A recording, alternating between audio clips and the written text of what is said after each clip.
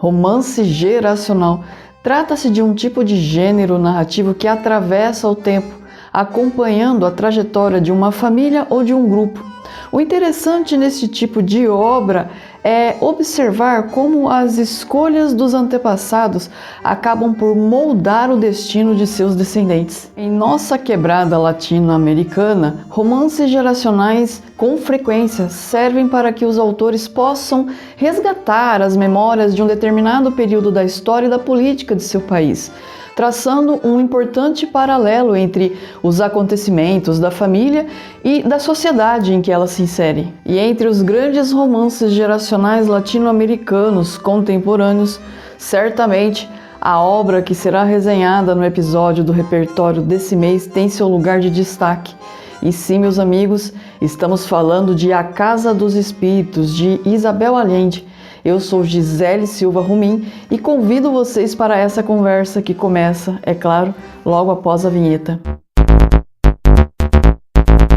Isabel Allende nasceu no dia 2 de agosto de 1942 em Lima, no Peru. É filha de Francisca Leona e de Tomás Allende, um diplomata chileno, primo de Salvador Allende. Quando tinha 2 anos de idade, os pais se separam e ela é criada no Chile pela mãe e pelos avós. A carreira literária de Isabel Allende tem início no jornalismo entre os anos de 1960 e 1970, ao trabalhar em programas de televisão no Chile e em revistas femininas. O golpe militar de 1973, que derruba o governo de seu primo Salvador Allende, acaba por marcar profundamente sua trajetória. Ela se exila na Venezuela em 1975.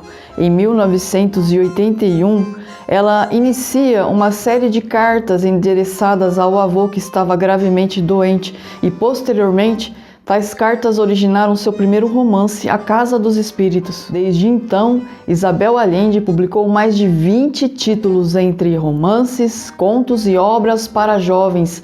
É considerada a autora de língua espanhola mais lida no mundo. A Casa dos Espíritos foi publicada a primeira vez em 1982 e se trata de uma saga familiar que acompanha 4 gerações da família Trueba. A narrativa se inicia com a infância de Clara Del Valle, uma menina com dons sobrenaturais que consegue conversar com espíritos, prever o futuro e registra todo o seu cotidiano em cadernos. Após a trágica morte de sua irmã Rosa, Clara fica em silêncio por 9 anos e ela só retoma a fala para anunciar para a família que se casará com Esteban Trueba, um homem ambicioso, conservador e violento que mais tarde se tornará o patriarca da família. Após anos enriquecendo como proprietário da fazenda Las Três Marias, à custa de exploração dos camponeses e abuso de poder, Esteban se casa com Clara e se instala numa casa grande na cidade. O casal é o completo oposto. Esteban é intratável e Clara é intuitiva e compassiva. O casal tem 3 filhos, Jaime, Nicolás e Blanca. É através de Blanca que a saga continua a ser retratada. Ela se apaixona pelo líder revolucionário Pedro III, um camponês que trabalha na fazenda de Esteban. Obviamente, Esteban proíbe esse relacionamento. Ainda assim, o casal tem um filho, no caso uma filha, Alba, que será a última a ser acompanhada nessa narrativa. A tensão entre Esteban e Pedro III reflete o conflito entre as oligarquias e os ideais progressistas que estavam em vigor no país naquele momento da história. O romance, portanto, aqui amplia a sua lente. O romance pessoal de Blanca e Pedro III serve como um pano de fundo para mostrar o estado de ebulição em que o país estava. Com o passar dos anos, Esteban envelhece e vê o colapso de todas as estruturas que ajudou a manter.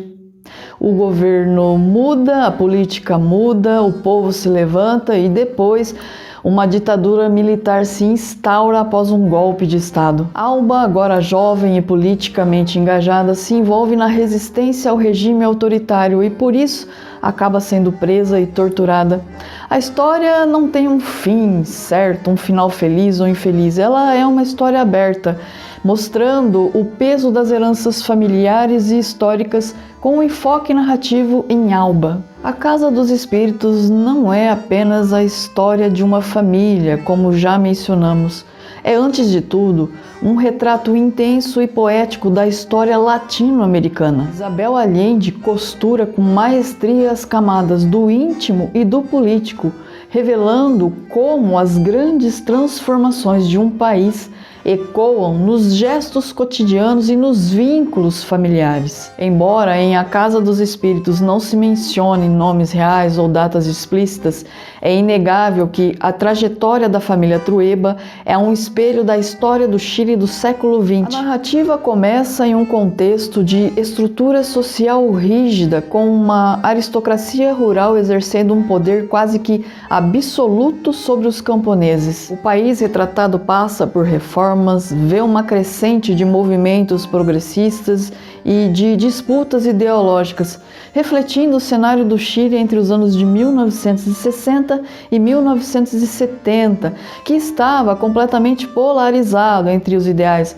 conservadores e os ideais socialistas. O ápice dessa tensão política no romance se dá pela ascensão de um governo popular, eleito democraticamente com a promessa de realização de reformas. Tal evento remete diretamente à eleição de Salvador Allende em 1970, posteriormente morto em decorrência do golpe militar de 1973 que leva Pinochet ao poder. A Casa dos Espíritos, portanto, é um tributo à nossa memória latino-americana e um lembrete de que esquecer é perigoso e recordar, e mais do que isso, registrar essas memórias pode ser um ato revolucionário. Eu agradeço a todos que chegaram até aqui comigo no final desse episódio. Um super beijo e até a próxima!